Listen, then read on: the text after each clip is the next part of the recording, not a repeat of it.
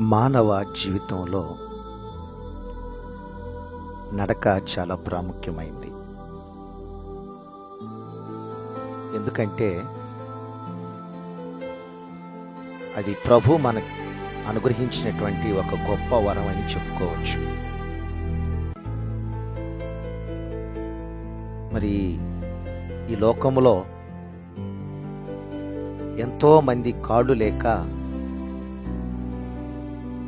నడవలేని వారుగా ఎంతో మంది ప్రజలు చింతించుచూ ఉన్నారు. కాళ్ళు లేనటువంటి వారు కాళ్ళు ఉన్నటువంటి వారిని చూసి ఎంతో బాధపడుతున్నారు. ఈ లోకంలో ఎంతో మంది కాళ్ళు లేని వారిగా అంగవైకల్యంతో ప్రజలు పుట్టుతూ ఉన్నారు. ప్రియులారా, నడుచుట అనేటువంటిది ఒక గొప్ప ఆధిక్యత. అది దేవుడు మనకు ఇచ్చినటువంటి ఒక వరం అని చెప్పుకోవచ్చు. అంత మాత్రమే కాదు, ఈ నడుచుట అనేటువంటిది మానవ జీవితంలోనే ఒక గొప్ప ప్రాముఖ్యమైనటువంటిది నడక అని చెప్పుకోవచ్చు. ఒలింపిక్స్ ఆటల్లో మరి నడుచుట పరిగెత్తుట అను పోటీలు పెట్టి అందులో విజయము సాధించిన వారికి ప్రభుత్వాలు బంగారు పతకాలు ఇస్తూ ఉంటారు. మరి మన మాజీ ముఖ్యమంత్రి కీర్తిశేషులు డాక్టర్ వైఎస్ రాజశేఖర్ రెడ్డి గారు మరి 2004వ సంవత్సరంలో ఆంధ్రప్రదేశ్ అంతటా పాదయాత్ర చేసి మరి వారు ప్రజల యొక్క సమస్యలను మనలను పొంది మొట్టమొదటిసారిగా ముఖ్యమంత్రిగా మరి ప్రమాణ స్వీకారం చేశారు. ఈనాడు ప్రజలు మరి గుడులు కావచ్చు, దేవాలయాలు కావచ్చు, గోపురాలకు కావచ్చు, మసీదులకు కావచ్చు, ఈనాడు అనేక మంది ప్రజలు మరి నడుచుకుంటూ అటు దేవాలయాలకు కావచ్చు, ఇటు మందిరాలకు కావచ్చు, అటు మసీదులకు కావచ్చు, మరి గుడులు గోపురాలకు కావచ్చు, ప్రజలు నడుచుకుంటూ వెళుతూ ఉంటారు. ఒక విచిత్రమైన సంగతి మీకు చెప్పమంటారా? నేపాల్ దేశస్థుడైన టెన్సింగ్ నార్కే మరి అతడు నడుచుకుంటూ ఎవరెస్ట్ శిఖరాన్ని అధిరోహించాడండి. టెన్సింగ్ నార్కే అనేటువంటి నేపాల్ దేశస్థుడు.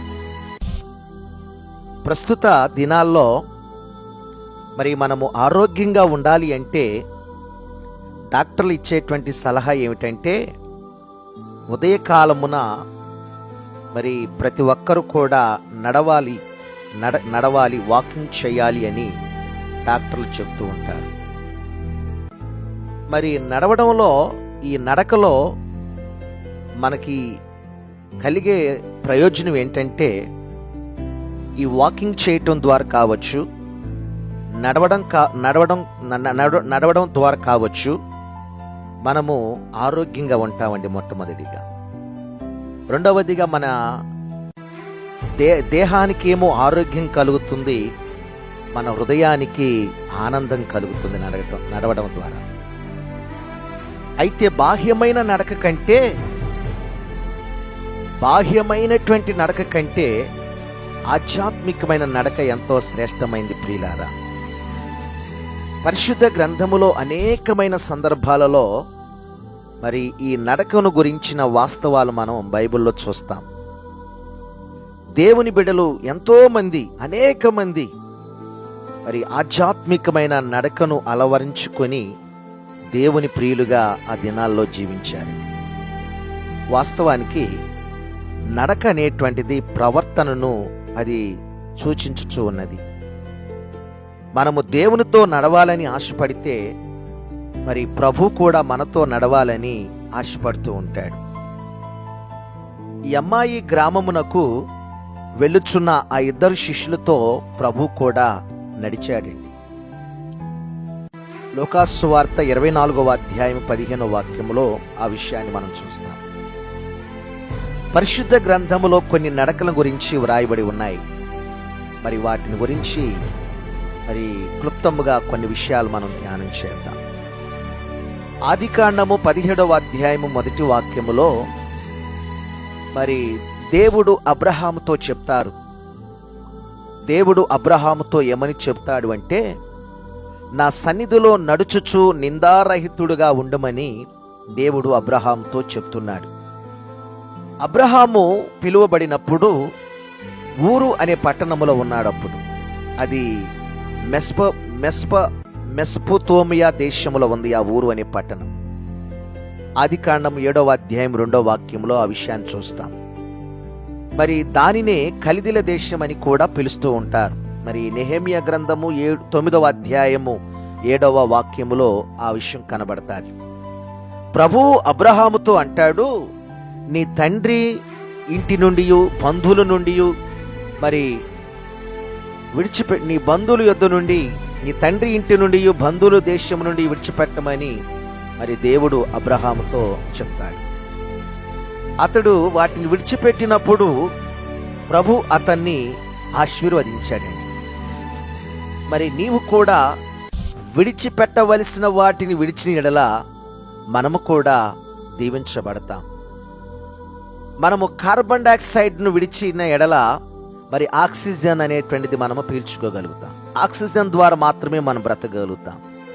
అలాగే పాపమును విడిచిపెట్టకుండా ఏ వ్యక్తి కూడా ఆశీర్వాదం పొందలేడండి. ఈ పాపం మాత్రమే కాదు, మరి కొలసీలకు రాసిన పత్రిక 3:8లో రాయబడింది, కోపమును దుష్టత్వమును మీ నోట బూతులను విసర్జించండి అని బైబిల్లో మనం చూస్తూ ఉన్నాం. ఒక చిన్న విషయాన్ని చెప్పి నా మాటలు ముగిస్తాను. ఒక వ్యాపారి తన బుట్టలో గారెలు, వడలు, బజ్జీలు వేసుకొని సంతకు తీసుకెళ్ళుటకు బయలుదేరినప్పుడు మరి మార్గ మధ్యలో ఒక కోతి అతన్ని బెదిరించి బుట్టలో ఉన్న తినుబండారాలన్నింటిని కూడా మరి కొన్నిటిని తిని మిగతా వాటిని ఏం చేస్తుందంటే ఆ కోతి చల్లా చెదురు చేసి పారిపోతూ ఉండేది. మరి దాంతో ఆ వ్యాపారి ఎంతో నష్టపోతూ ఉండేవాడు. కోతికి ఒక లక్షణం ఉందండి, అది ఏది పట్టుకొనినను త్వరగా కోతి విడిచిపెట్టదు. ఆ వ్యాపారి కోతికి బుద్ధి చెప్పడానికి ఒకరోజు ఏం చేశాడంటే, తన బుట్టలో బొగ్గులతో ఎర్రగా కాల్చిన నుప్పులను ఉంచి సంతకు వెళుచు ఉన్నాడు. యథావిధిగా ఆ కోతి బుట్టలో ఉన్న నుప్పులను పట్టుకొనెను. మరి దాని చేతులు, శరీరము కాలి ఆ కోతి చనిపోయింది. ప్రియ సోదరి సోదరుడా, మరి పాపమును విడవనిచో నరకం అనేటువంటిది మనకు తప్పదు. పాపము నీ చేతిలో ఉండుట చూచి నీవు దానిని విడవవలెను అని చెప్పి భక్తుడని ఏబు గ్రంథము 11వ అధ్యాయము 14వ వాక్యములో మనం చూస్తున్నాం. కాబట్టి ఈ యొక్క ఉదయకాలమందు మన పాపమును మనం విడిచిపెట్టేసి మరి మనం ప్రభు యొక్క సన్నిధిలో నిందారహితులుగా అబ్రహాము దేవునితో ఎలాగూ నడిచి దీవించబడ్డాడో మరి అలాగూ మనం కూడా నడిచి ప్రభు ద్వారా కలిగే ఉన్నతమైన ఆశీర్వాదాలు మనం పొందుకుందామా? అట్టి కృపా దేవుడు మీ అందరికీ దయచేయునుగాక. ఆమేన్.